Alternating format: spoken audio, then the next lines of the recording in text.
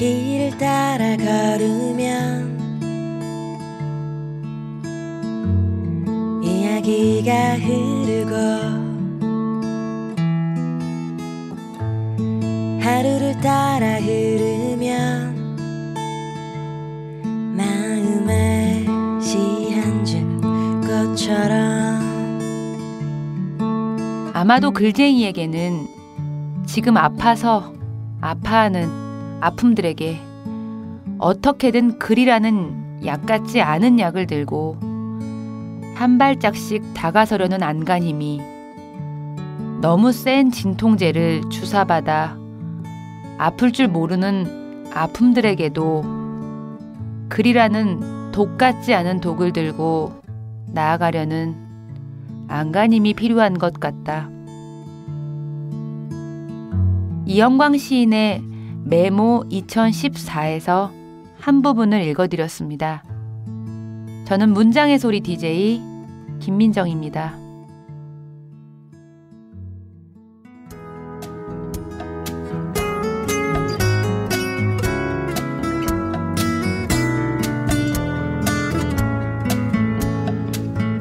뭉크의 그림을 보고 오는 길이다.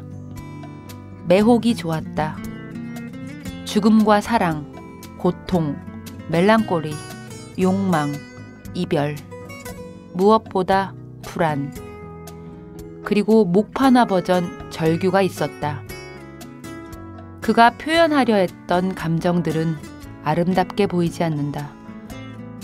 그의 그림들은 실제로 두렵고 불안한 느낌을 일으켰다.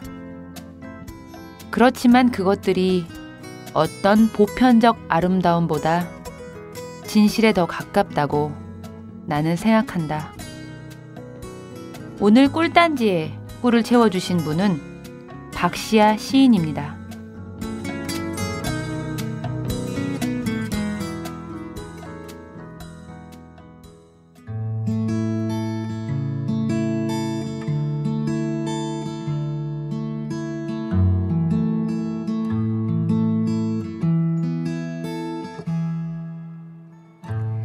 길을 따라 걸으면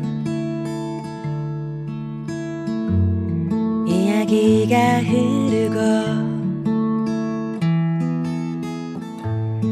하루를 따라 흐르면 마음에 시 한 줄 꽃처럼 살며시 피어날 거야. 노래가 되어줄 거야. 당신을 안아주겠지. 그러니 귀 기울여봐.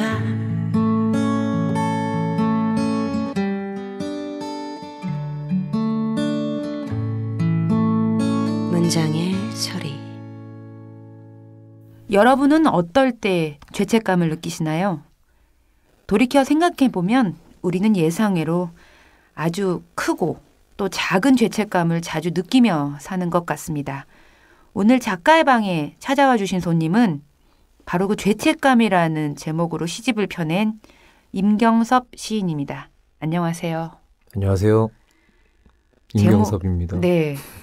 너무 처음부터 죄책감 얘기하니까 무거워졌죠?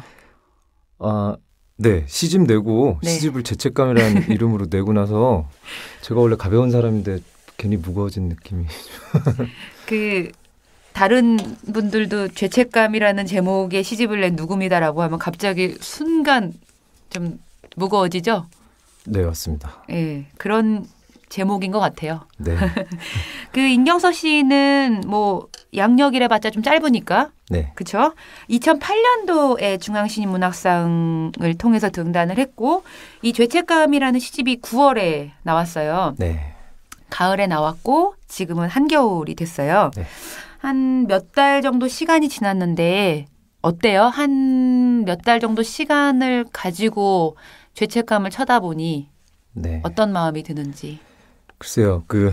시집 나오기 전까지는 좀 이 첫 시집이다 보니까 좀 기대하는 마음이 컸었는데 네. 나오고 나서는 뭔가 뭐 속 시원한 느낌도 있지만 좀 더 내가 달라져야겠다는 느낌도 계속 들고 시집이 책으로 이렇게 옆에 있다 보니까 이런 시가 아닌 다른 시를 또 쓰고 싶은 마음도 생기고 그렇더라고요. 네. 그 가을과 겨울 얼마 안 되는 시간 동안에 많은 변화가 일어났군요. 네.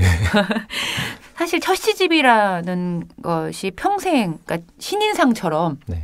하나밖에 없는 거잖아요. 뭐 네네. 두 번째, 세 번째가 계속 이어지겠지만 개인적으로 이 정도의 첫 시집이라고 하면 정말 남는 첫 시집인데 네. 이게 모델로 생각했던 첫 시집이 혹시 있었어요? 모델이요? 응. 왜 우리한테 가지는 첫 시집이 좀 있잖아요. 네. 네. 지금 뭐 생각해본 적은 없는데 되게 좋아했던 첫 시집들이 많이 있었긴 해요. 근데 전 장정일 시인의 시들이 그 얘기를 할 것 같아서. 그래요? 네네. 예. 어렸을 때 읽었을 때도 좋아했지만 그 시집을 준비하면서 뭐 지난 겨울에 어디도 갔다 오고 뭐 했는데 조금 비교적 최근에 다시 장정일 시인의 그 첫 시집이나 뭐 초기 시집들을 좀 많이 보고 느끼고 했던 것 같아요. 그래서 그냥 문득 떠오르네요. 예. 그 어려운 것 같아요. 그러니까 우리가 기억에 남는 첫 시집이 된다는 일은 하나밖에 없는 것. 죄책감이란 제목으로 제가 보기에 한국 문학사에 다시는 이런 제목으로 나올 수 있는 책은 없다는 생각이 좀 드는데 네. 그 시집과 더불어 첫이라는 경험을 많이 했던 한 해 같아요. 네네. 결혼도 첫. 처음 결혼했죠? 그렇죠. 시집도 첫. 네네. 첫이라는 경험을 조금 해보니까 네. 저는 사실 첫 시집을 내고 나서 내가 어떤 사람인지를 그제서야 비로소 알았던 것 같아요. 네. 임경섭 씨는 어떤 사람 같아요? 첫 시집을 내고 났더니 내가 이런 사람이었는데 내가 몰랐구나. 이런 것들이 좀 재발견된 것들이 있어요? 뭐 아직까지 제 스스로를 재발견하는 지점까지는 못 갔는데 네. 달라진 게 있다면 뭐 그전엔 이 시인으로 등단해서 뭐 활동도 하고 사람들 만나고 이렇게 기회들이 있었지만 일종의 어떤 명함 같은 게 없었던 것 같아요. 근데 명함이 생긴 느낌이고 근데 그 명함이 계속 말씀하셨다시피 죄책감이라는 이름으로 명함이 생기다 보니까 글쎄 저는 좀 주변 사람들 가까운 사람들한테는 굉장히 좀 뭐랄까요 웃기고 가볍고 편안한 뭐 그런 사람이고자 했던 것 같은데 내 스스로에게는 그게 아니었구나 하는 네. 게 좀 많이 느껴졌던 것 같습니다. 기억을 더듬어 보면 죄책감이라는 감정을 처음으로 든 게 언제인 것 같아요? 처음이요? 나는 개인적으로 예를 네. 든다면 난 부모한테 가지는 죄책감이 네네. 컸어요. 네네. 부모가 주는 돈으로 학교 댕긴 거. 비교적 좀 늦으신 거 아니에요? 잘 살았어요, 나는. 좀 기억에 남는 장면이 있는데 네. 되게 어렸을 때예요. 네. 저 유치원 다닐 때인데 네. 정확히 몇 살이었는지 기억이 안 나요. 근데 친구네 집에 부모님이 안 계셔서 친구랑 저랑 이제 친구네 집에서 놀다가 그 친구가 평소에 나보다 뭐 축구도 잘하고 달리기도 잘하고 좀 잘났어요. 그래가지고 근데 그냥 친하게 제일 재밌게 놀았는데 그러니까 뚜렷한 기억은 아니에요. 근데 확실한 기억은 제가 걔네 집에서 나오면서 뭐 훔쳤구나. 네, 검정색 구슬을 훔쳤어요. 그 기억이 되게 선명해요. 그 도로 갖다 놨어요, 나중에 몰래? 아니요. 그냥 먹었어, 그냥 그거를? 먹었죠. 뭐 구슬이 워낙 많았으니까. 그건 죄책감을 가질 일이 아니라 그건 벌 받을 일이네. 근데 네. 예, 그때 그 장면이 어렸을 때 계속 그 친구에게 또 어떤 죄책감으로 남아 있었던 것 같아요. 예. 누가 저한테 임경섭 씨를 만나면 물어봐 달라는 질문이 하나 있었는데 예. 이 죄책감이라는 책이 나와서 이 시집 안에 들어있는 시들을 네. 가장 먼저 누구한테 읽어줬는지 물어보래요. 읽어줬냐고요? 응. 제가 읽어주는 일은 많이 하질 않았는데. 이거는 경섭 씨의 결혼을 누군가 생각을 하고 그런가요? 아내한테 네네. 좀 읽어주지 않았을까라는 로맨틱한 뭔가 상상으로 나한테 던졌는데 전혀 아니네. 그렇죠. 그런 느낌이 있는 질문 같은데요. 네. 실은 저희 아내가 그 문학 책을 만드는 이제 편집자 일을 하고 있어요. 아우 예. 그러면 읽어주면 짜증을 무지하게 내지. 그렇죠. 뭐 평상시에 봐왔던 훌륭한 시들이 많으니까 네. 제가 이렇게 감히 또 읽어드리기도 좀 그렇고 네. 시집이 나오기 전에 그 아내와 관련된 시들이 몇 개 있었는데 그걸 한번 보여준 적은 있어요. 근데 뭐 좋다 나쁘다 어떤 뭐랄까요 피드백은 없더라고요. 그래도 귀신같이 자기 얘기인지는 알죠. 네, 그렇죠. 네. 그걸 좀 찾아보고 싶은 마음도 좀 드는데 네. 어렸을 때부터 글을 잘 썼죠. 제가 알고 있기로는 네. 뭐 고등학교 때 날렸다고 하는데 맞아요? 뭐 조금 뭐 과장도 있겠지만 네. 날렸다기보다도 고등학교 제가 너무 싼 때 멘트를 던졌죠 지금. 아니에요. 사실이긴 한데 네. 날렸다기보다 그 고등학교 때 네. 굉장히 좀 심취했던 것 같아요. 그래서 아, 되게 열심히 하고 잘 쓰고 싶었고. 그러니까 일찍 시라는 장르를 택한 거죠 그러면. 네네 맞습니다. 원주에서. 강원도 원주입니다. 네. 근데 저는 그 경섭 씨가 워낙에 잘 쓰는 사람으로 고등학교 때부터 그 문제를 인정받았는데 시간이 지나고 났더니 또 탁월한 선배 한 명 있어서 완전히 묻혔다고. 아, 네. 고등학교 선배 말씀하시는 거죠? 네. 네, 저 이기호 선배가 고등학교 선배입니다. 아, 네, 근데 저 고3 때 데뷔하셨어요. 그래서 저 고3 때 그 장면이 되게 기억이 나는. 그러니까 이기호 선배를 직접 만난 건 아니고 네. 그 문학 선생님께서 그 알려주셔가지고 현대문학 잡지를 이렇게 봤던 기억이 납니다. 네. 그때 경섭 씨도 데뷔를 해서 이런 지면에 나올 거라는 네, 어떤 막연한 꿈 같은 거를 꾸고 있을 때예요. 예, 그렇죠. 시인이 되고 싶었던 거죠. 네네. 저 고등학교 때 선생님이 저는 처음부터 시를 좋아했고 시만 계속 썼었는데 소설을 한번 써보지 않겠느냐. 소설을 한번 써본 적 있어요 고등학교 때. 근데 정말 힘들더라고요. 이게 안 맞더라고요 저랑. 저는 지금 일하고 있잖아요 출판사에서. 네.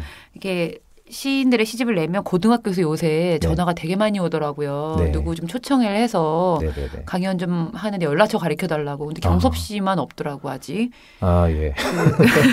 기호 선배가 있어서 네네. 약간 묻힌 게 아닌가 싶은데 이번 시집을 보다 보면 참 어쩔 수 없이 첫 시집에 관통할 수밖에 없는 가족들이 나오죠. 네네.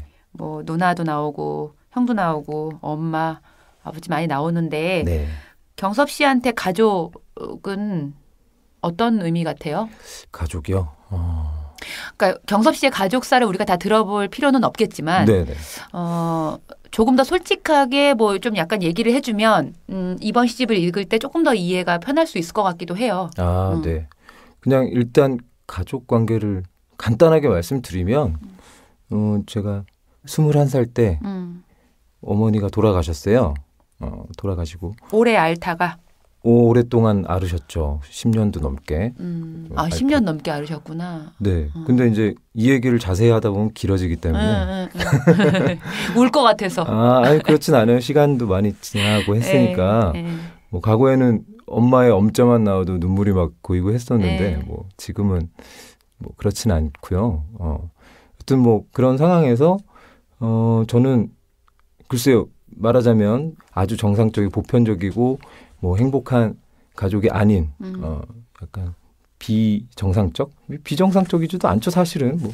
그러니까 네. 아픈 엄마, 네. 아픈 식구가 집에 있으면 네네. 되게 조숙하게 되잖아요.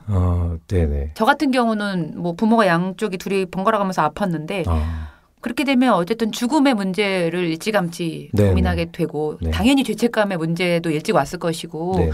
그래서 조숙하고 예민해지는 부분은 이게 좀 죄송한 얘기지만 네. 시인이 되게 좋은 토양이 됐어요. 미안한 얘기지만. 그런 것 같아요. 제가 네, 스스로 뭘 봐도. 했겠어요. 뭐 잘생기기를 했어. 뭘 공부를 잘했겠어. 뭘 그러니까요. 했겠어. 그렇게 치면은 돌아가신 엄마한테 감사해야 그렇죠. 되는 것 같은데. 네네. 네. 또 하나 제가 시 좋아하고 계속 시 쓰고 이게 시인이 되고자 하는 걸 이제 돌아가신 어머니도 아셨기 때문에 네. 돌아가실 때 저한테 마지막으로 하신 말씀이 좋은 시인이 되라 라는 말씀이셔서 시인은 됐는데 좋은 시인인지는 그렇죠. 아직 모르겠다. 아직은 그죠? 좀 더 앞으로 노력을 할 해야 되지 일이 않을까. 많은 맞습니다. 거죠. 그죠? 사실 이번 시집을 보면 좀 또래 젊은 시인들의 첫 시집하고 좀 다른 게 있어요. 네. 많이 버릴 줄 알았다는 거라고 할까?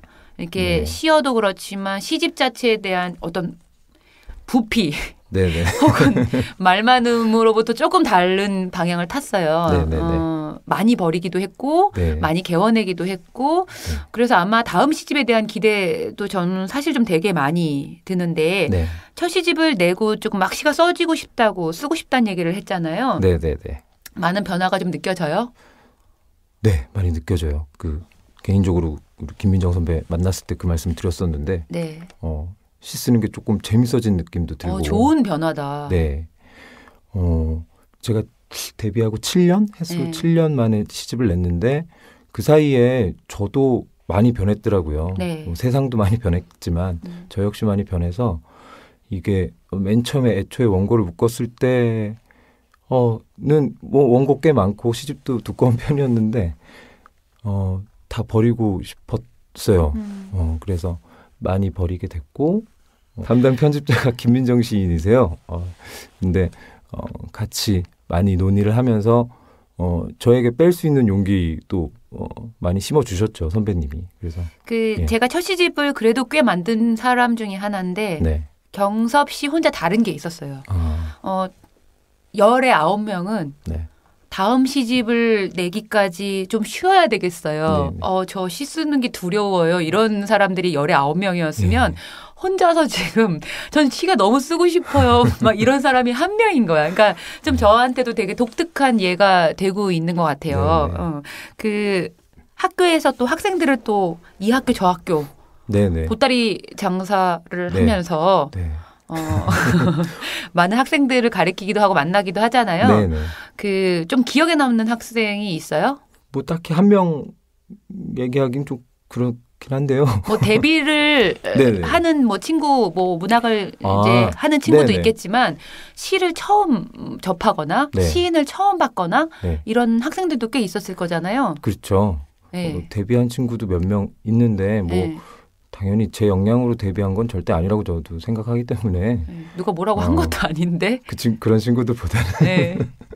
보다는 정말 시에 관심 없었던 네. 전공도 전혀 말하자면 인문학과 관련 없는 뭐 그런 전공한 학생이 시를 조금이라도 이렇게 좋아지게 되는 어떤 장면을 본 적이 있어요. 네. 그래서 그 친구가 여러 가지 시집도 좀 소개해달라 그리고 제가 시집이 나왔을 때 시집도 사서 이렇게 서명도 해달라 그리고 뭐랄까요? 그냥 되게 감동적이던데요. 왜 저한테 그 얘기 하셨었잖아요. 네. 21. 그 예, 친구한테 시집을 선물했나요? 아니요, 뭐 워낙 많이 듣는 수업에서 어떤 한 연예인 학생이었죠. 연예인 학생이 있었는데 네. 뭐 인원이 많은 클래스였기 때문에 뭐 그 친구만 시집을 이렇게 선물하기는 좀 민망해서 기회가 된다면 나중에 우리끼리 그 21에 묻어가 보려고 되게 그렇죠. 그렇죠. 누구였죠? 제가 이름을 공민지 씨가 네. 저기 백석대학교를 지금 다니고 있는데 제가 거기 강의를 나가고 있거든요. 근데 네. 교양 과목이었어요. 교양 과목에. 근데 굉장히 착실하게 수업도 열심히 나오고 좋은 성적을 받았어요. 시험도 되게 잘 보고 했더라고요. 보니까. 아니 제가 전에 어떤 책을 하나 만들었는데 네. 그 책의 그 저자가 태양하고의 친분이 있어서 태양이 한 번 짧게 SNS에 떠들어줬는데 네. 막 브라질에 있는 팬들까지도 브라질 말로도 뭐 축하한다면서 책을 그 다음 날로 제대로 찍은 적이 있어서 제가 그런 꼼수에 묻어가 보려고 노력을 했으나 경섭 씨가 너무 예의가 바른 것 같아요. 이런 거 방송 나가도 됩니까? 그럼요. 아니면 뭐 많은 거죠. 예, 좋습니다. 죄책감으로 다시 돌아가서 얘기하려니까 좀 그런데 네. 시 한 편 골라서 좀 낭독을 해주세요. 네네. 네. 음. 어떤 시인지 조금 소개를 또 해주시고.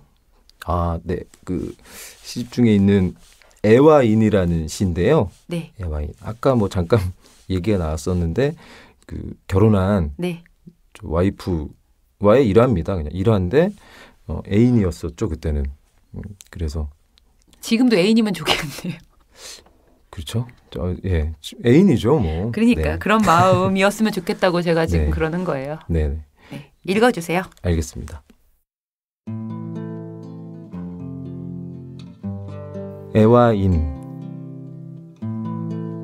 떨어지면서 사람들은 괴성을 질렀고 나는 애인의 이름을 불렀다.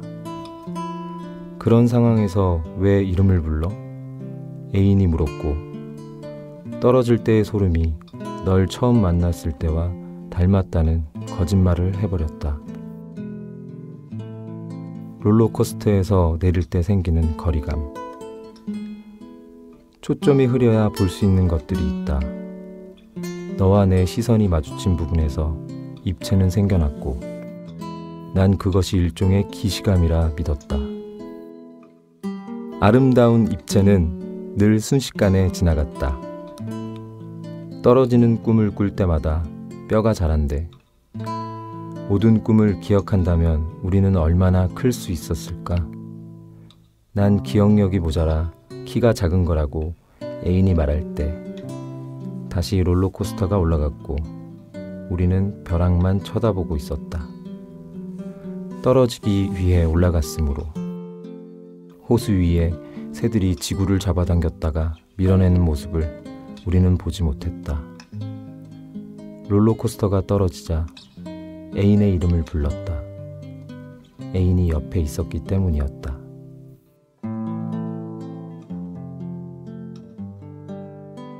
애와 인. 네. 기억하겠습니다. 그 문장의 소리 이 방송을 듣는 또 청취자 중에는 그 시인이 되고 싶어 하는 청소년들이 되게 많다고 들었어요. 아, 네. 근데 임경섭 씨가 어쨌든 간에 신춘문예라는 제도를 통과했고 네. 막 첫 시집을 7년 만에 냈단 말이죠. 네. 시공부를 조금 하고 싶고 시인이 되고 싶은데 경섭 씨만의 뭔가의 노하우가 있다면 네. 이런 건 조금 꼼수가 아니고 네. 시를 공부하고 있는 학생들이 조금 배워두면 좋을 것 같다라는 나름의 네. 방법이 있으면 조금 알려주세요. 제가 그런 말씀을 드릴 만한 처지인지는 모르겠으나 나름의 어떤 생각을 말씀드리면 이제 첫 번째는 저는 많이 읽는 게 중요할 것 같아요. 네. 시를 쓰고 싶다면 정말 쉬지 않고 시집을 읽어야 될 것 같습니다. 그럼 고등학교 때부터 시집 많이 읽었어요? 네. 저 20대 초반까지 정말 많이 읽었고요. 사실 그 뒤로는 이제 게을러져가지고 많이는 못 읽었는데. 그러니까 문청 그 원주에서도 이렇게 뭐 문지 창비 이런 시집 다 갖다 읽은 거예요?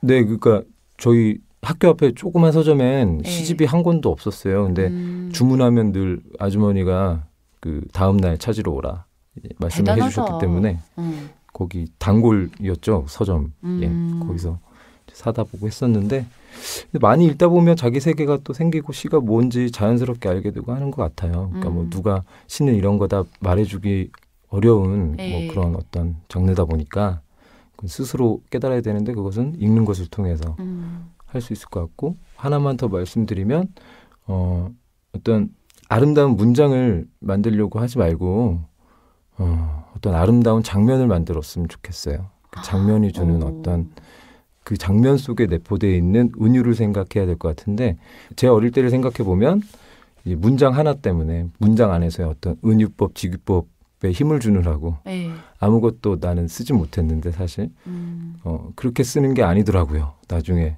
커서 깨닫고 나서 보니까 예, 그래서 어떤 장면이면 족하지 않을까. 아름다운 장면을 쓸 수 있으면 예, 그렇습니다. 예. 멋지네요. 멋진가요? 네. 감사합니다. 아름다운 장면. 예.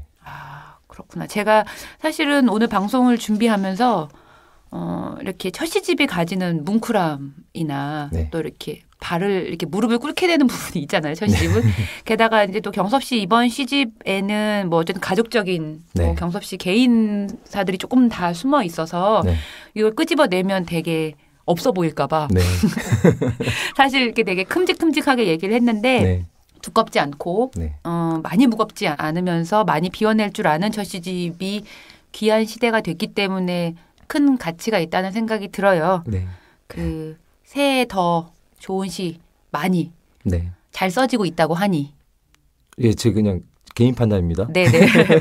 네, 재미난 또 이게 좀 한꺼풀 벗은 네. 조금 부담도 턴 다음 시집을 좀 기대를 할게요. 네네. 네, 오늘 마지막으로 네. 이 방송을 듣고 계시는 분한테 한 말씀만 부탁드릴게요. 네. 뭐 이렇게 듣고 계신 청취자분들이 계시겠지만 이렇게 시간을 할애해서 제 못난 목소리를 청취해 주셔서 너무 감사합니다. 죄책감 많이 사랑해 주세요. 감사합니다. 무슨 가수예요? 신곡 나와가지고 소개하는 사람처럼. 오늘 조금 떨었죠? 좀 떨리네요. 예. 네, 이게 처음의 맛인 것 같아요. 네네. 오늘 즐거웠고요. 또 좋은 자리에서 만날게요. 네, 감사합니다. 네, 안녕히 가세요. 네.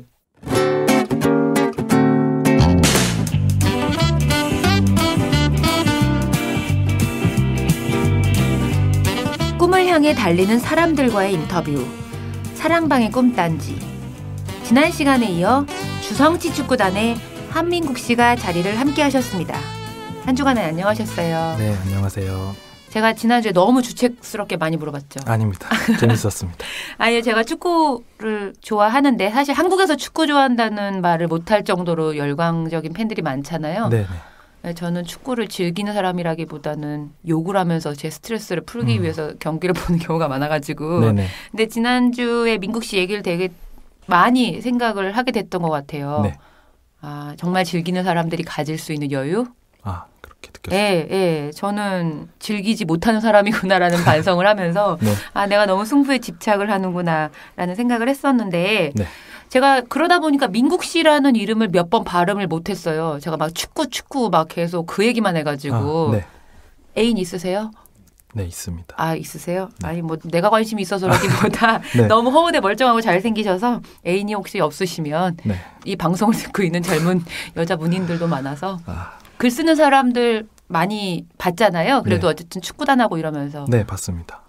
어떤 것 같아요? 근데 이제 가령 제가 그런 부분에 속해 있지 않다 보니까 네. 글에 대한 이야기를 나누기보다는 축구에 관한 이야기를 굉장히 또 많이 해가지고요. 그러니까 글 쓰는 사람이 축구를 얘기할 때가 좀 다른가 싶어서 여쭤본 거예요. 네, 그런 결은 완전히 달라요. 네, 그걸 여쭤보고 싶었어요. 죄송합니다. 아니. 그게 내가 말하는 게 좀 문제가 있었나 네네. 본데, 그러니까 예컨대 그냥 뭐 글쟁이들이 특별해서라기보다는 네. 똑같은 어떤 경기의 내용을 놓고 네. 그냥 일반인들이 얘기하는 거랑 글쟁이들이 얘기가 좀 다를 때가 있는 것 같더라고요. 네네. 그래서 혹시나 네. 그런 부분을 놓고 좀 다르게 느껴진 적이 있었나. 네. 근데 이제 선입견이 완전 깨졌던 것 같아요. 아, 시인이 축구를 한다? 네. 이런 사람들이 그런 되게 간단한 선입견 많이 갖잖아요. 네. 근데 완전히 저는 파괴됐어요. 그런 부분에 있어서. 준기 형을 보면서 네. 축구를 너무 좋아하시고 잘하셔가지고. 네. 네. 그 보통 글 쓰는 사람들은 방에 처박혀서 운동도 안 하고 뭐도 안 하고 네. 이런 이미지들이 있잖아요. 네네. 그래서 저는 약간 나름 막 분석도 하고 막 분석에 있어서 되게 비유나 이런 것들이 네. 막 뭐 화려하기도 하고 좀 그러지 않을까. 저는 직접적으로 스포츠를 이렇게 같이 팀으로 하고 있지는 않으니까 네네. 그런 걸 관찰하게 되지 않을까 해서 여쭤봤던 거고요. 네. 요즘 민국 씨는 뭐가 가장 재밌어요? 축구 말고? 제가 원래 책을 잘 안 읽었거든요. 네. 네, 좀 책을 읽고 글을 쓰는 것에 있어서 좀 설레임을 느끼는 편이고요. 네.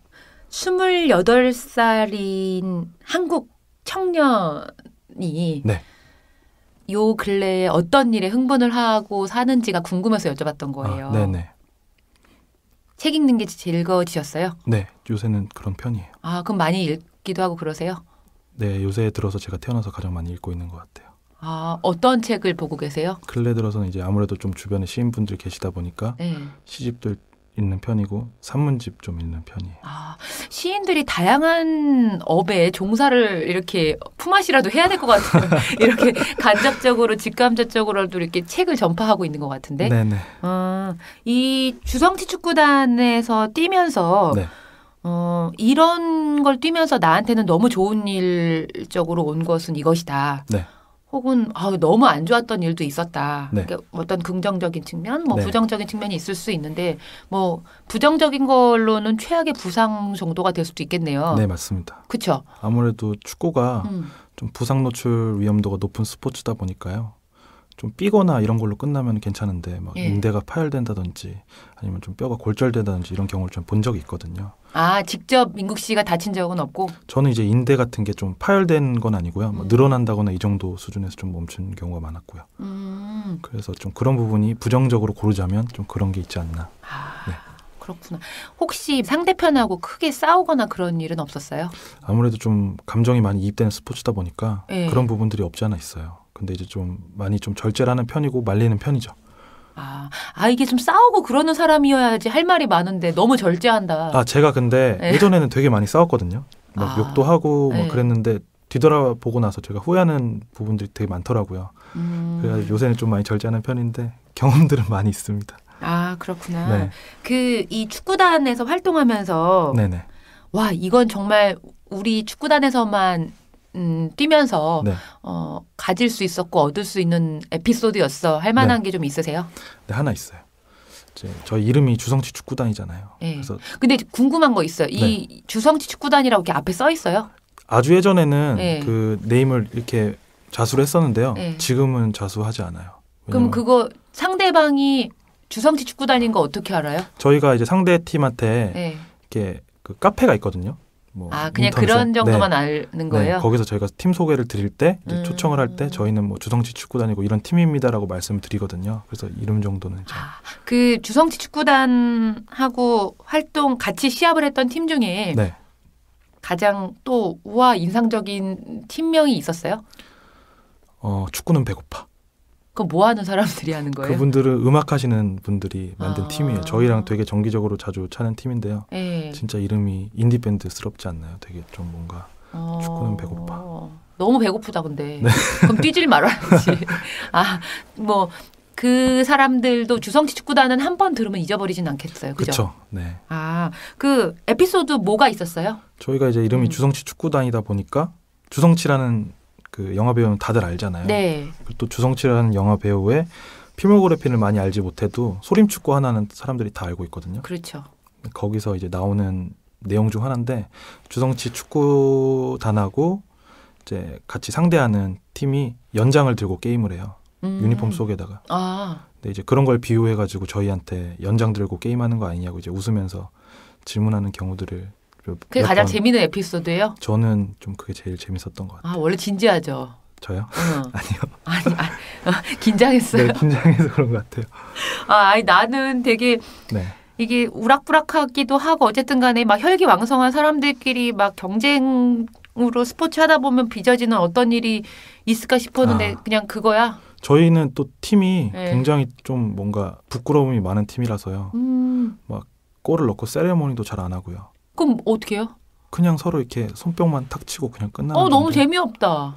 보러 가려는 마음이 있었는데 쏙 들어갔어. 근데 또 그 안에 과정들이 또 매력적이기 때문에 한번 보러 오셔도 될 것 같습니다. 보러 가면 나만 목청껏 막 상대방 욕하고 막 이러는 거 아니에요? 그럴 수도 있어요. 축구를 하면서 아마 배운 것들이 많았을 거라고 생각이 좀 짐작이 좀 돼요. 네. 지난 시간에 어떤 유연성 뭐 이런 얘기도 한 적이 있었는데 축구를 통해서 사람들이 제가 배운 건 유연성이었는데 다른 사람들도 축구를 하면서 유연성 말고 이런 것들을 조금 더 얻을 수 내가 아직 다 겪지 못했지만 이런 것들도 좀 얻어볼 수는 있을 텐데라고 하면서 좀 만약에 축구를 누구한테 권해준다면 권하는 이유에 대해서 어떻게 설명을 할 수 있을 것 같아요? 사실 제가 축구를 저는 좀 권하지 않는 편이거든요. 왜요? 어렸을 때부터 안 하면 그게 굉장히 힘들더라고요. 이렇게 지켜보는 입장에서도 그렇고 기다려주는 입장에서도 그렇고 또 특히 본인이 제일 힘들어하고요. 그런 부분이 있어서. 왜냐하면은 자기 마음대로 몸이 움직여지지 않으니까요. 진짜로 손 빼고 발하고 공하고 따로 놀죠? 네, 완전히요. 근데 이게 안 돼요? 이게 아무리 노력해도 쉽지 않은 거예요, 축구는? 정말 자기가 개인 시간을 많이 활용을 해서 하면은 이제 가능성이 있는데요. 사람들이 대부분 또 이제 일도 하고 저 개인 시간도 따로 되게 많잖아요. 그러다 보니까 아무래도 축구에 좀 100% 몰입할 수가 없으니까 좀 냉정하게 얘기해서는 좀 그런 것 같고요. 그럼 축구를 권하지 않는 거예요? 야구에 비해서 어때요? 왜 제가 이 얘기 왜 하냐면 그 사회인 야구단, 사회인 축구단 막 이런 것들이 되게 원활하게 이제 한국에서도 많이 하고 있잖아요. 근데 축구에 대해서 이게 야구는 많이 좀 권하는 편이기도 하더라고요. 그래요? 네. 그리고 막 와서 뭐 공을 놓치건 뭘 하던 그래도 이렇게 좀 몸에다 흙을 좀 묻히는 일에 대해서 두려움이 없는데 저는 축구를 이렇게 권하지 않는 사람을 처음 봤어요.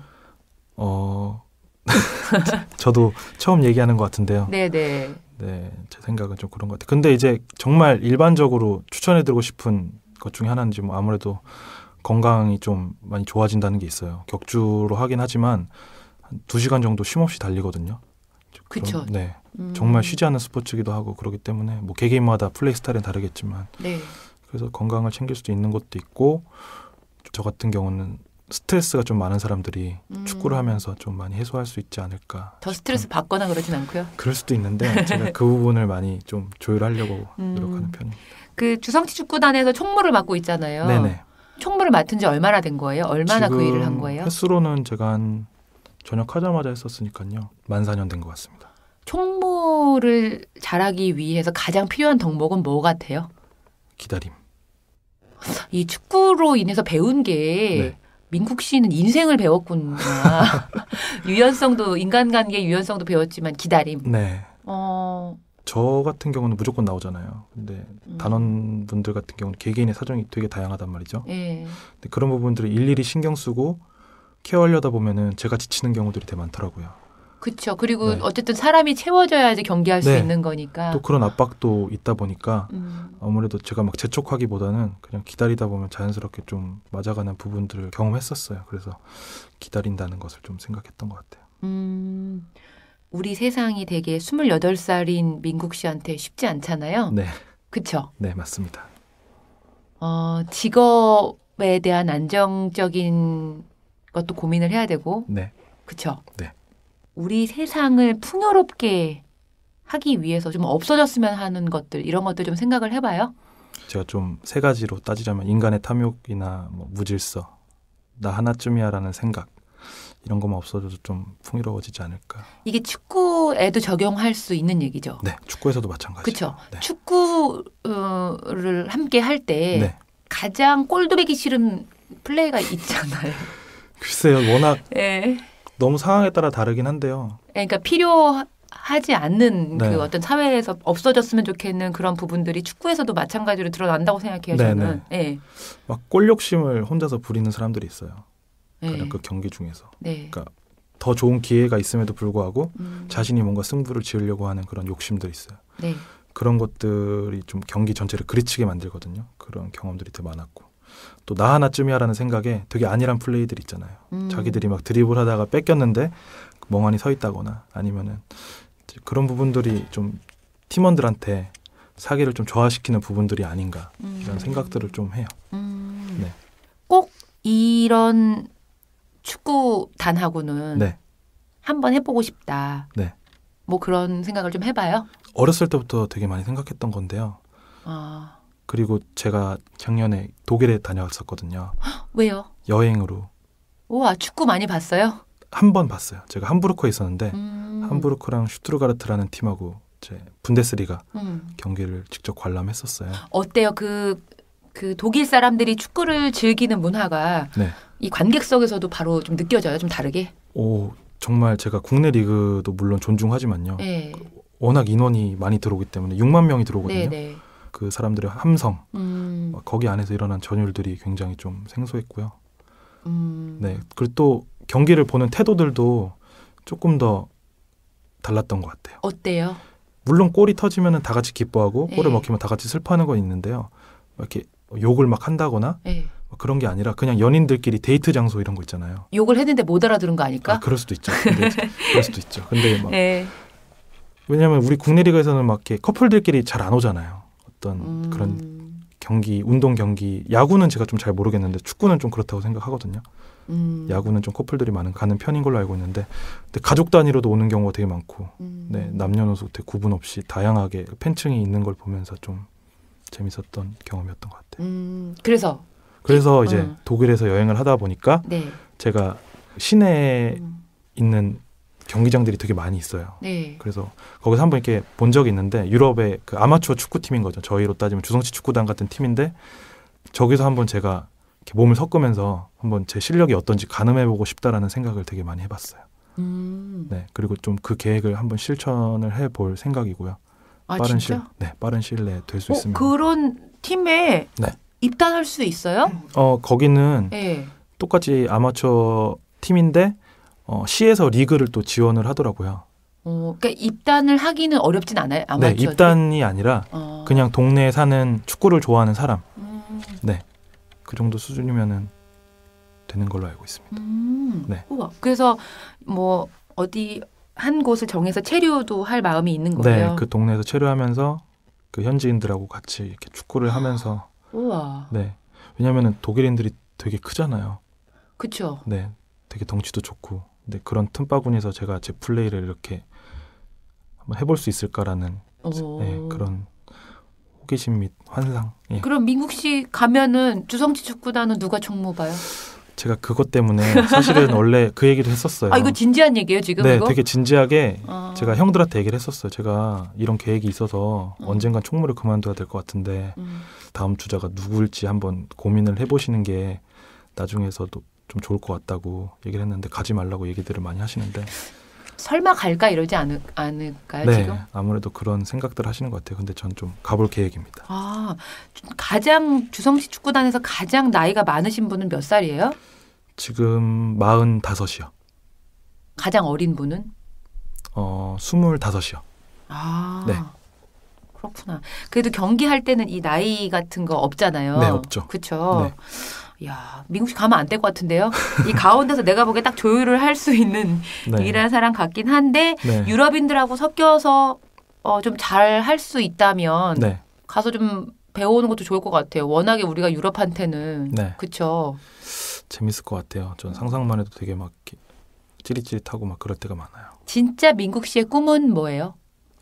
저의 진짜 꿈이요. 그러니까 뭐 주성치 축구단의 총무이자 축구를 좋아하는 한 남자를 벗어나서 한국의 28살 된 젊은 청년 한민국의 꿈이 무엇인지. 네. 저는 어떤 뭐 직업이나 네. 이런 것들보다는 좀 쉽게 표현해서 생존을 위해서 살아가는 것이 아니라 좀 실존을 위해서 살아가는 것이 좀 저의 계획이고 목표예요. 실존을 위해서 살아간다. 네. 좀 어렸을 때부터 제가 지금까지 일을 쉬어본 적이 없거든요. 무슨 일들을 하고 살았어요? 저는 뭐 아르바이트로 따지면 뭐 신문배달부터 시작해서요. 뭐 패스트푸드, 뭐 원단 공장, 방송국 뭐 이런 되게 두루두루 경험을 했었어요. 근데 이제 많은 일들을 했구나. 네네. 네. 근데 그런 서바이벌 위주의 좀 삶이 지친 것 같아요. 근래 들어서 제가 좀 남들보다는 좀 이르게 지친 것 같아요. 사회생활에 있어서. 잡다하게 뭘 많이 네. 하고 살아서 네. 안 쉬고 살아서. 네. 그러다 보니까 좀 저의 자존감을 회복하는 길을 좀 이제는 걸어와야 되지 않을까 싶은 생각을 예전부터 많이 느꼈는데 의뢰 경험을 상당히 많이 했죠. 네. 맞습니다. 약간 요약해서 말하면 네네네. 그 온갖 의뢰 경험을 하고 났더니 네. 어떤 갑이 되고 싶어요? 어떤 갑이요? 제가 그 갑이라는 지점을 생각해 본 적이 없어서. 그러니까 제가 말하고 싶은 건 네. 을을 상대하는 갑이라기보다 그런 의미로보다 그러니까 우리 사회에서 어쨌든 간에 그 명령한다고 해야 되나? 네네. 어떤 시킴의 위치에 있을 수 있잖아요. 네네. 뭐 예를 들면 선배가 되는 거, 네. 뭐 연장자가 되는 것. 네네. 근데 제가 보기에 우리 사회는 제대로 된 갑이 없는 것 같은 거죠. 그거에 대한 본보기가 그러니까 갑을로 물론 네. 되게 좀 쉽게 말을 표현하려고 지금 제가 갑을이라고 했지만 네네. 좋은 본보기가 된 어른이 없는 것 같아요. 네. 근데 좋은 후배로서 뭐 노동자로서 이렇게 많은 몸을 부리면서 살았던 거잖아요, 민국 씨는. 네네. 그러니까 왜 그런 건 생겼을 것 같아요. 절대로 이렇게는 하지 말아야지. 내가 절대로 이런 건 남한테 시키지 말아야지. 이런 건 생기지 않았어요? 너무 많아가지고요. 그렇죠. 네. 저는 첫 직장을 되게 일찍 잡았고 네네. 아기 때부터 알바를 많이 했었거든요. 네. 내가 하기 싫은 일은 네. 절대로 남한테 시키지 말아야지가 정말 딱 그냥 쉬운 얘기 같은데 되게 어렵거든요. 네. 내가 추운데 나가서 과자 사오기 싫으면 나 후배한테도 절대 시키지 말아야지. 근데 시켜 먹을 수 있는 나이가 되니까 너무 시키는 게 쉬운 거예요. 네. 그게 어려운 거더라고요. 너무나 많은 일을 했던 네. 대한민국의 청년의 그 미래가 네. 어떻게 보면은 약간 좀 답답한 느낌도 좀 드네요. 민국 씨의 표정이 저는 보여서 그런지 모르겠지만. 네. 그래도 축구를 통해서 좀 기분도 좋아지고 업되고 많은 힘을 얻는다고 하니까 네네. 되게 긍정적인 기운을 받기도 하는데 네. 마지막으로 네. 민국 씨에게 축구란? 축구란. 축구는 그냥 다 필요 없이 전 것 같아요. 우와. 제가 살아왔던 과정들 그런 막 뭔가 삶의 질펀한 것들 있잖아요. 네. 그런 게 제 플레이에서 다 나오는 것 같기도 하고 플레이를 하면서 저의 기질들이 또 보여지잖아요. 네. 그래서 축구란 저인 것 같아요. 네. 그 문화 예술계가 어떻게 스포츠와 연결이 될 수 있는지 궁금했는데 네네. 이렇게 또 연결이 되는 가운데 나사의 역할을 네. 민국 씨가 하고 있다라는 것이 또 되게 작은 것 같지만 되게 큰일이라는 생각이 들어요. 감사합니다. 그 꿈을 꾸셨던 것처럼 꼭 유럽의 푸른 잔디를 밟고 네. 스파이크에 묻혀서 그래야죠. 네, 나중에 한번 또 만나서 좋은 얘기 들려주셨으면 좋겠어요. 오늘 수고 많으셨어요. 네, 감사합니다. 감사합니다.